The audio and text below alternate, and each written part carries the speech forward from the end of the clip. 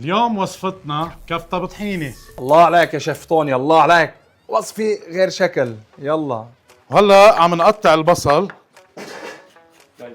حطينا هيك نص بصلة صغيرة ونص قرن فليفلة، كمية البصل قد كمية الفليفلة. كمان حطينا قدهم بندورة.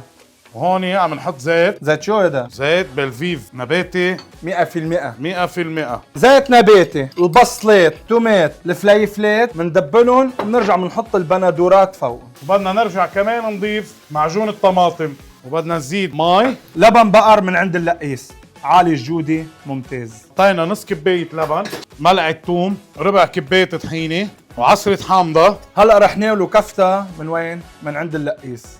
لحمة رائعة، لحم عالي الجودة، لحم عجل ولحم غنم بجنن. ومن زيت قليتنا.